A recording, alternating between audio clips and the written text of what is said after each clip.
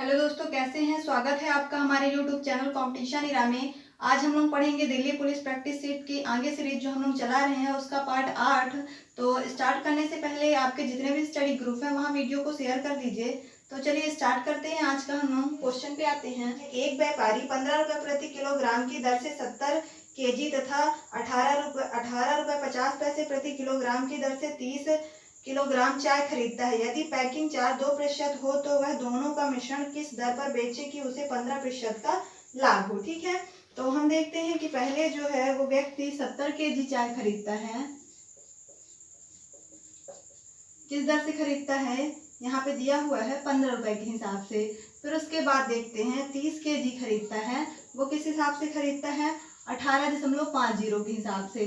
तो हम निकाल लेते हैं यहाँ पे वो कितने, आखिरकार कितना रुपए, 15 सत्ते 105, ये जीरो आ गया कितने रुपए का। और यहाँ पे देखते हैं पॉइंट हटाएंगे तो बटे 100 आ जाएगा। ये दो जीरो से ये दो जीरो कट जाएगा, तो इसको सॉल्व करेंगे तो 3 पंचे 15 की 5, हासिल आई 1, 3 अठे 24, 1 25 की 5, हासिल आई 2, और 3 एकम 3, 3 2 5 हो गया। अब इनको हम लोग जोड़ देते हैं तो 30 kg हमने यहाँ पे खरीदा था और 70 kg यहाँ पे, 30 kg यहाँ पे, टोटल कितने kg हो गया, ये 100 kg हो गया। बराबर इधर कितने रुपए का हो गया, 5 5 10 की 0, हासिल आई 1 6, यानी 1605 रुपए का हो गया। अब आगे बोल रहा क्वेश्चन में कि पैकिंग चार्ज जो है, पैकिंग चार्ज भी 2% लगता है। तो हम लोग पैकिंग चार्ज यहाँ निकाल लेते हैं। तो 1605 का 2% हम लोग निकालेंगे। 2% यानी ज्यादा लग रहा है तो 102 हो जाएगा, बट्टे क्या हो जाएगा, 100 हो जाएगा। अब इसको सॉल्व करते हैं, 5 से कटेगा 5 दूनी 10 की 0, हासिल आई 1। तो यहाँ पे इसको काटते हैं, जब 5 से इसको ही काटेंगे तो 5 नहीं 15, एक बचेगा, 5 दूनी 10, फिर एक नहीं बचा, 5 एकम 5, 2 से काटेंगे, 2 एकम 2, 2 से इधर काटेंगे, 2 पंचे 10, 2 एकम 2। अब 51 के इसमें गुणा कर देते हैं। 51 से जब 321 गुणे 51 करेंगे क्या आ जाएगा, 321, फिर आएगा 5 एकम 5, फिर आएगा 5 दूनी 10 की 0, हासिल आई 1, 5 3 15, 1 16, यानी कि 1 5 2 7 3 और 16, यानी 100 कितना आ जाएगा, 16,371 रुपए आ जाएगा, है ना। तो हम देख रहे हैं 100 kg जो हमारी चाय थी उसका पैकिंग चार्ज सहित मिला के कितने हो गया, 16,371 रुपए।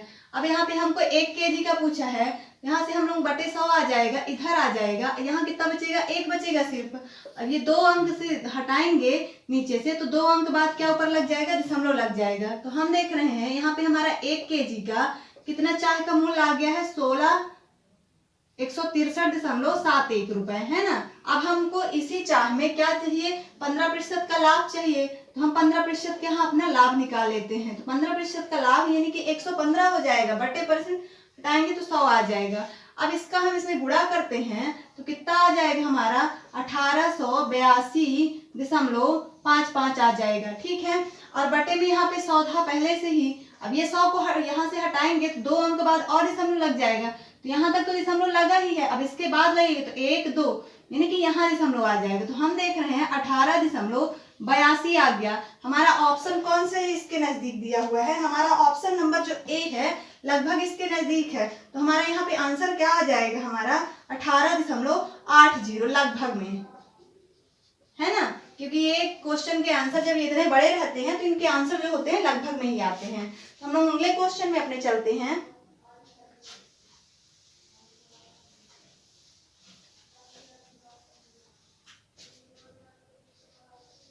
क्वेश्चन नंबर 2 यहाँ पे क्या दिया हुआ है, एक शहर की वर्तमान जनसंख्या 10,000 है। यदि जनसंख्या प्रति वर्ष 10% की दर से बढ़ी तो 3 वर्षों के बाद उस शहर की जनसंख्या क्या होगी। हमको शहर की वर्तमान जनसंख्या यहाँ पे दी हुई है, कितनी दी हुई है, 10,000। अब बोल रहा है कि 10% की दर से बढ़ रही है, 10% दर बढ़ रही है 110 हो जाएगा। अब कितने वर्ष बढ़ रही है, ये 3 वर्ष बढ़ रही है, तो ये हमारा हो जाएगा। अब इसको सॉल्व करेंगे, 1 2 3 4 5 6 जीरो, 4 जीरो ये कट गए, 5 और 6 ये जीरो कट गए। अब हम देख रहे हैं यहाँ पे 11 गुणे 11 गुणे 11 और एक जीरो बचे।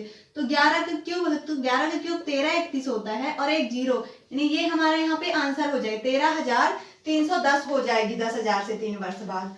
तो हम लोग अगले क्वेश्चन में अपने चलते हैं। क्वेश्चन नंबर यहाँ पे 3 दिया है हमारा, क्या दिया हुआ है, ए स्क्वायर प्लस 2 का स्क्वायर प्लस 3 का square plus dash dash dash 10 का स्क्वायर का मान ज्ञात करना है ना। तो इसको हम लोग कैसे करेंगे, इसके लिए फॉर्मूला होता है कि ये प्राकृतिक संख्या के वर्गों का योग है।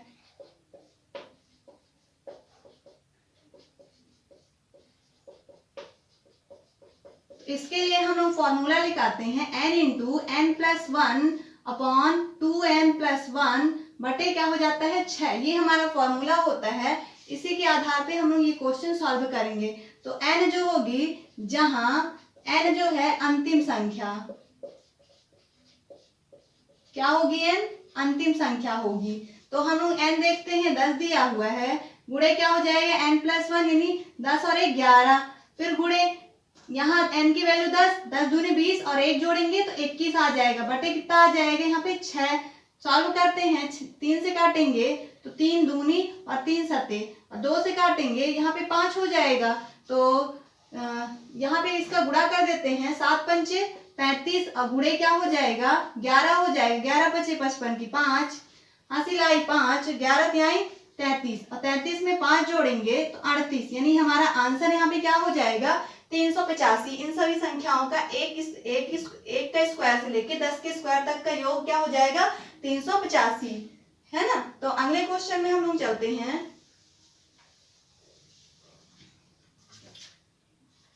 क्वेश्चन नंबर 4 दिया हुआ है, संख्या को 56 से भाग देने पर 29 शेष रहता है, यदि उसी संख्या को 8 से भाग दे तो शेष रहेगा, है ना। यहाँ पे हमारी संख्या जो थी, किसी संख्या जो रही होगी x मान लेते हैं वो संख्या थी, तो x को हम लोगों ने 29 से, जब यहाँ पे किससे भाग दिया 56 से भाग दिया, तो शेष हमारा कितना रहता है, यहाँ पे आता है शेष लिख लेते हैं बराबर करके, शेष कितना बचता है 29। तो अब आगे बोल रहा है कि जो हमारी शेष बचा हुआ है ना, तो उसी संख्या को 8 से भाग देंगे। इसी संख्या को 8 से अगर हम लोग भाग दे रहे हैं तो कितना शेष बचेगा हमारा, ये बताना है। तो हम अगर शेष को ही भाग दे दे 8 से, तो हमारा जो संख्या को भाग देने में आंसर आएगा लगभग वही आंसर आता है ना। तो 8 से इसको हम लोग भाग देते हैं शेष को, तो 8 त्रिक 24, 4 बार तो चला गया, हमारे पास 29 था, 24 ले लिए, यानी शेष कितना बच गया यहाँ पे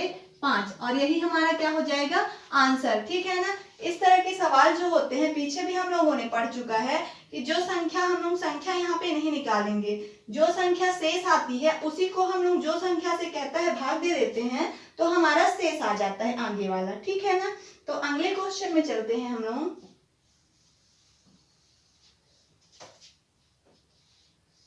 क्वेश्चन नंबर 5 दिया हुआ है, क्या दिया हुआ है यहाँ पे, संख्याओं 2272 तथा 875 को एक 3 अंकों की संख्या n से भाग देने पर समान शेष रहते हैं, n के अंकों का योगफल होगा। यहाँ पे हम देख रहे हैं संख्या हमारी क्या दी है 2272 और दूसरी क्या दी हुई है 875। अब हम मान लेते हैं कि इनका समान शेष x बचता है, तो अगर हम इन लोगों से शेष घटा दें तो वो संख्या क्या बोला जा रहा है 3 अंकों की संख्या से भाग देने पे चली जाएगी। 3 अंकों की संख्या यहाँ पे क्या थी n थी, है ना, तो हम वो निकालेंगे। तो हम इनको घटा देते हैं आपस में, है ना। तो इससे घटाएंगे तो 2272 माइनस x माइनस 875, और ये माइनस माइनस क्या हो जाएगा प्लस x हो जाएगा। हम यहाँ पे x माने क्या है समान शेष संख्या जो बच रही थी, है ना, उसी को हम लोग दोनों से घटा देंगे, तभी 3 अंकों की संख्या से वो भाग चला जाएगा। तो हम लोग देखते हैं यहाँ पे ये माइनस प्लस, तो ये माइनस हो जाएगा, और ये भी प्लस माइनस माइनस होगा, तो घटा देते हैं 875 इस संख्या से, 12 में से 5 गए 7 बचेगा, और ये 17 में से 9 जाएंगे, 17 में से 8 गए तो 9 बचेगा, और ये 12 में से 9 जाएंगे यहाँ 3, और 2 में से 1 जाएगा 1, यानी वो संख्या हमारी कितनी आ गई है 1397, है ना। अब इसको हमको भाग देना है, तो भाग देने के लिए क्या करते हैं, जो संख्या रहती है उसी का हम लोग फैक्टर निकाल लेते हैं। तो हम देख रहे हैं 11 का विभाज्य का नियम क्या होता है अल्टरनेट संख्याओं का सम, है ना। कितना आना चाहिए, बराबर आना चाहिए। तो 9 1 10 यहाँ हम देख रहे हैं, और 7 3 यहाँ भी क्या हो रहा है 10, मतलब ये संख्या हमारी 11 से जा रही है। तो 11 से भाग लगाते हैं हम लोग, तो 11 से भाग लगाएंगे तो 11 एकम 11 बचेगा 2, 11 दूनी 22, फिर यहाँ से कितना बचेगा 7, 11 सत्ते 77। अब ये 127 आ गया जो कि एक अविभाज्य संख्या है ना, मतलब कि प्राइम नंबर है, और 11 भी एक अविभाज्य संख्या है। तो हमारे पास यहाँ पे कितनी संख्या आ गई, 11 और 127, दो संख्या आ गई। अब हम देख रहे हैं हमको जो संख्या 3 अंकों से इन संख्या को भाग करना था, वो संख्या कितने अंकों की बोला था कि 3 अंकों की होनी चाहिए। तो 11 हम देख रहे हैं 2 अंकों की है, जो कि गलत हो जाएगा। यहाँ पे हमारा बच्चा क्या है, यहाँ पे 127, तो n बराबर हमारा क्या आ जाएगा 127। 127। अब हमको यहाँ पे पूछा क्या था, संख्या थोड़ी ना पूछा था, संख्या के अंकों का योग पूछा था। तो हम इनके अंकों का योग कर देते हैं, 1 प्लस 2 गुणे 7 प्लस मतलब कि, तो कितना हो जाएगा 7 2 9 1 10, यानी हमारी संख्या के अंकों का योग कितना आ जाएगा 10। ठीक है, तो अगले क्वेश्चन में हम लोग चलते हैं। यहाँ पे हमारा क्वेश्चन नंबर 6 दिया हुआ है कि क्या दिया हुआ है, क्रिकेट के 11 खिलाड़ियों की औसत आयु 20 वर्ष है। यदि उनके शिक्षक की आयु भी सम्मिलित कर ली जाए तो औसत आयु 10 वर्ष बढ़ जाती है। शिक्षक की आयु है, तो हम देख रहे हैं यहाँ पे हमारे खिलाड़ी हैं जो 11 खिलाड़ी हैं, जिनकी औसत आयु हमें दिया हुआ है, कितना दिया है 20 वर्ष दिया हुआ है। फिर आगे बोल रहा है कि अगर उनके शिक्षक की आयु उसमें शामिल कर ली जाए तो औसत जो है हमारा कितना बढ़ जाता है, शिक्षक को शामिल करने पर औसत आयु 10% बढ़ जाती है। ठीक है ना, 11 विद्यार्थी थे, शिक्षक को हमने शामिल कर लिया तो 12 हो गए। पहले औसत आयु 20 थी, लेकिन शिक्षक को शामिल करने पे 10 बढ़ जाती है, यानी 110/100 हो जाएगा। 2 जीरो से ये 2 जीरो कट जाएंगे, 11 दूनी 22, यानी अब कितनी हो जाएगी औसत आयु 22 हो जाएगी, है ना। तो निकाल लेते हैं, यहाँ सॉल्व करेंगे तो 11 दूनी 22, 220 जब ये छात्रों बस की थी, और यहाँ पे 12 दूनी 24 की 4 हासिलाई 2, 12 दूनी 24 और 2 कितना हो जाएगा 26 हो जाएगी। जब शिक्षक को शामिल करते हैं तो कितनी हो जाती है 264, और बच्चों बस की कितनी हो जाती है 240। तो यहाँ पे हमको शिक्षक की आयु पूछा है, तो घटा लेते हैं, इसे इक्वेशन फर्स्ट मान लेते हैं, इसे सेकंड, तो सेकंड वाले में से फर्स्ट इक्वेशन को घटा देते हैं। तो 11 की यहाँ पे औसत आयु थी, कितनी थी 220, तो एक जो बचे ये कौन है शिक्षक, तो शिक्षक बराबर यहाँ पे कितना आ जाएगा 4, 6 में से 2 जाएंगे तो 4, और 2 से 2 कट जाएगी, यानी शिक्षक की आयु कितनी आ गई है 44 वर्ष। ठीक है ना, तो हम लोग अगले क्वेश्चन में अपने चलते हैं। क्वेश्चन नंबर 7 हमारा क्या दिया हुआ है, यहाँ पे दिया हुआ है चीनी के भाव में 20% की कमी हो जाने से कोई आदमी 360 रुपए में 7.5 किलोग्राम चीनी अधिक खरीद सकता है। चीनी का आरंभिक मूल्य प्रति किलोग्राम कितना है। हम यहाँ मान लेते हैं कि 320 रुपए में पहले वो कितनी चीनी खरीदता था हमको नहीं पता है, तो हम मानते हैं कि x किलोग्राम चीनी खरीदता था। फिर आगे बोला जा रहा है कि 25% की कमी हो जाती है। यहाँ पे 25 की जब कमी हो जाती है, टोटल परसेंट में हम लोग देखें तो 100% होता है अपने आप में। यहाँ पे 25 की कमी हो रही है तो कितना बचेगा 75 हो जाएगा।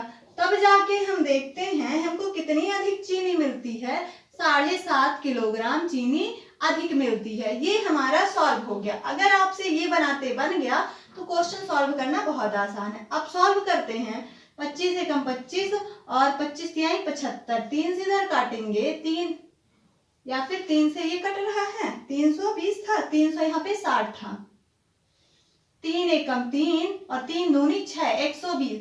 इधर हम देखते हैं 120/x बचा, इधर इसको भी सॉल्व करते, ये मिक्स फ्रैक्शन में है तो इसको प्रॉपर फ्रैक्शन में कन्वर्ट करेंगे। 2 सत्ते 14, 1 15, यानी 15/2 हो जाएगा।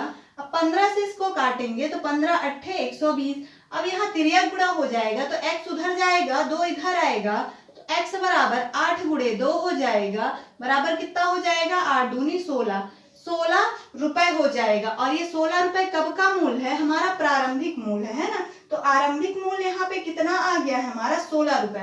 लेकिन अगर यहीं पे बोलता कि आप नया मूल्य बताइए, तो नया मूल्य हम लोग देख लेते हैं कैसे निकालते हैं ना। नया मूल्य, तो उसके लिए हमारा प्रारंभिक मूल्य कितना आ गया 16। अब उसमें कितनी कमी कर रहा था 25 की, 25 में ये हम लोग आंसर यहाँ हम लोगों का आ गया है ना, हम लोग नया मूल्य निकाला, अगर कभी एग्जाम में पूछे तो उसे सीख रहे हैं। तो 25 की कमी कर दिया तो कितना बचा 75/100।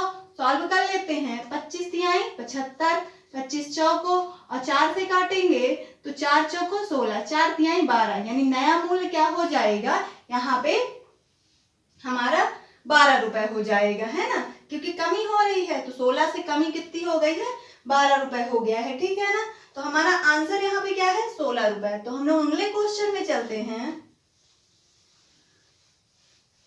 नंबर 8 यहाँ पे हमारा क्या दिया हुआ है, कितने वर्षों में 12% वार्षिक दर से 3000 रुपए का साधारण ब्याज 1080 रुपए हो जाएगा। यहाँ पे हमको साधारण ब्याज 1080 दिया हुआ है और क्या दिया हुआ है मूलधन 3000 दिया हुआ है और यहाँ पे हमको दर दिया हुआ है, कितना दिया है 12 और समय हमसे पूछा है जो कि नहीं पता है।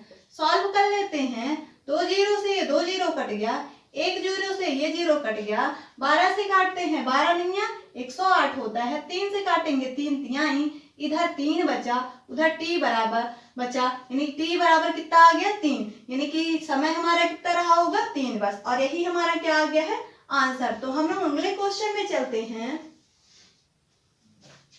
क्वेश्चन नंबर यहाँ पे हमारा 9 क्या दिया हुआ है, क्वेश्चन नंबर 9 दिया हुआ है दो संख्याओं का लघुत्तम समावर्तक, यहाँ पे कितना दिया हुआ है 36 दिया हुआ है और उनका महत्तम समावर्तक 6 दिया हुआ है। यदि एक संख्या 12 हो तो दूसरी संख्या क्या होगी। एक संख्या यहाँ पे 12 है, दूसरी संख्या नहीं पता यहाँ। अगर ये सब सवाल हम लोग बेसिक से पढ़ चुके हैं, अगर पीछे वाली आप लोगों ने वीडियो नहीं देखी है तो उसे देख लीजिए, ज्यादा अच्छे से समझ में आएगा। सॉल्व करते हैं तो 12 तिहाई 36 और 3 छंग 18 बराबर यहाँ पे क्या आ गया है b, यानी b हम यहाँ पे क्या माने थे दूसरी संख्या, और दूसरी संख्या बराबर हमारा कितना आ गया है 18। तो हमको क्वेश्चन पेपर अगर आसान है तो उसमें हमको बिल्कुल टाइम नहीं लगाना है ना, तो उसको जल्दी जल्दी करना है। हम क्वेश्चन नंबर 10 देख रहे हैं अपना, क्या दिया हुआ है, दो संख्याओं का गुणनफल 120 है और उनके वर्गों का योग 289 है, इन दोनों संख्याओं का योग कितना है। यहाँ पे दो संख्याओं का गुणनफल दिया है, हमने मान लिया वो संख्या a b है, उनका गुणनफल 120 है, उनके वर्गों का योग यानी a² plus b² equal to कितना दिया है 289। अब हमको क्या पूछा है दोनों संख्याओं का योग यानी a प्लस b। अब हम देखते हैं कि a प्लस b हम लोग अलजेब्रा चैप्टर पढ़े हैं, उसी चैप्टर के ये क्वेश्चन है। तो a प्लस b हमको कब मिलता है, जब अगर ये हमको दिया है ये दिया है, ये भी किसमें मिलेंगे तीनों हमको।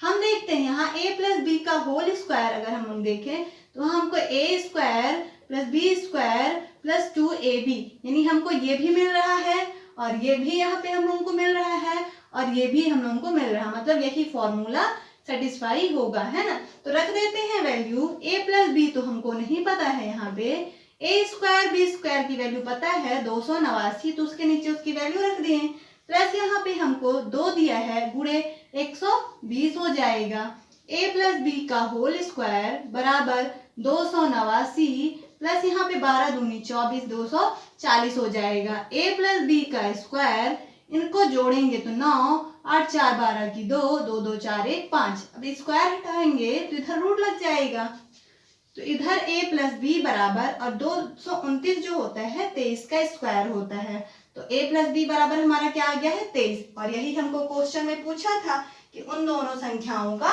योग ज्ञात कीजिए, ठीक है ना। तो हम लोग अगले क्वेश्चन में अपने चलते हैं। 11वां नंबर हमारा क्वेश्चन क्या दिया हुआ है, दिया है यहाँ पे सुमन के वेतन में 10% कटौती कर दी गई, उससे इस वेतन को पुनः उसी मूल राशि के बराबर करने के लिए कितने प्रतिशत की वृद्धि करनी होगी। यानी एक सुमन है, उसके वेतन में कितनी कमी की जा रही है 10 की, और 10 की कमी करेंगे तो 90 हो जाएगा, प्रतिशत के लिए 100। ये पूरा प्रतिशत चैप्टर का है, 0 से 0 कट गया, फाइनली बचा क्या 100/9, 9 को 100 से भाग देंगे तो 9 1 कम 9, 9 1 कम 9, फिर 1 बच जाएगा तो 1/9 प्रतिशत, और यही हमारा क्या आ जाएगा आंसर। मतलब कि यहाँ पे हमको कितनी वृद्धि करनी पड़ेगी 11 से ही 1/9 प्रतिशत की। तो हम लोग अगले क्वेश्चन में चलते हैं। 12 नंबर क्वेश्चन यहाँ पे हमारा दिया हुआ है। क्या दिया हुआ है? 8 संख्याओं का औसत 21 है। यदि प्रत्येक संख्या को 8 से गुणा कर दिया जाए तो नई संख्या का औसत क्या हो जाएगा? अब 8 संख्याओं का औसत 21 दिया हुआ है। अब आगे बोल रहा है कि अगर 8 से गुणा कर दिया जाए तो नई संख्या जो होगी उसका औसत हमको बताना है। ठीक है, तो इसके लिए जिस संख्या से भी गुणा करने के लिए बोलेगा, हम जो औसत पुराना औसत में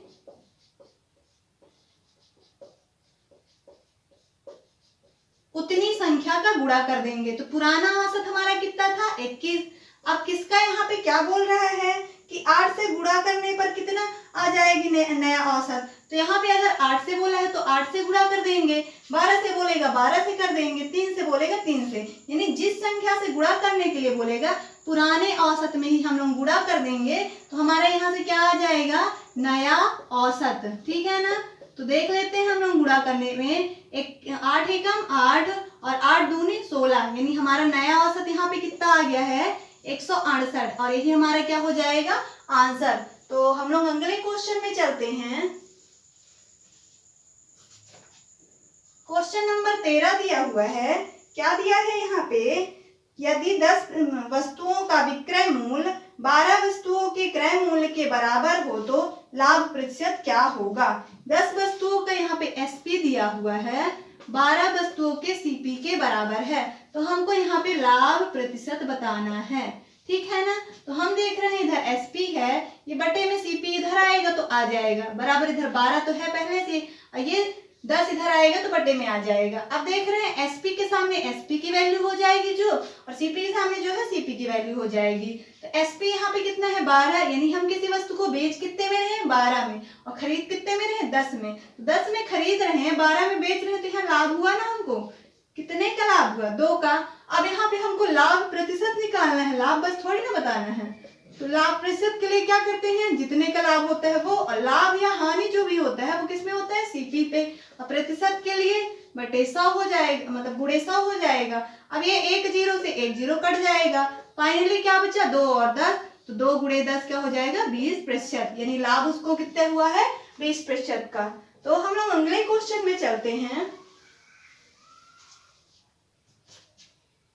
क्वेश्चन नंबर 14 दिया हुआ है। क्या दिया है? पुनीत ने एक टेप रिकॉर्डर इसके अंकित मूल्य के 9/10 मूल्य में खरीद कर इसे अंकित मूल्य से 8% अधिक में बेचा, उसका लाभ प्रतिशत कितना होगा?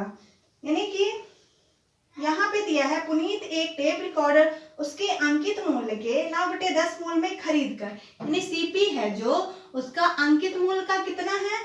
अंकित मूल्य का 9/10 है। तो यहाँ पे हम सीपी है बटे, यहाँ पे सीपी और ए भी लाएंगे इधर, तो ये ए हो जाएगा बराबर, यहाँ 9 बटे क्या हो जाएगा? 10 हो जाएगा। हम देख रहे हैं कि सीपी कितना है यहाँ पे? 9 रुपए। अब जो ए है, ए मतलब अंकित मूल्य कितना है यहाँ पे? 10 रुपए है। फिर आगे क्वेश्चन पढ़ते हैं। इसे अंकित मूल्य से 8 अधिक में बेचा जाए, 8%। अंकित मूल्य हमारा 10 है। अब यहाँ पे हम लोग क्या निकालेंगे? एसपी, और जो हमारा एसपी है ये अंकित मूल्य से कितना अधिक है? 8% अधिक होगा। 8% अधिक का मतलब 108 हो जाएगा, बटे 100, 0 से ये 0 काटेंगे, तो हम देखते हैं एसपी जो है हमारा, ये एक 0 बच्चा, तो इसको हटाएंगे तो एक अंक के बाद क्या लग जाएगा? दशमलव, यानी 10.8 रुपए हमारा ये क्या आ गया है? एसपी। ठीक है ना?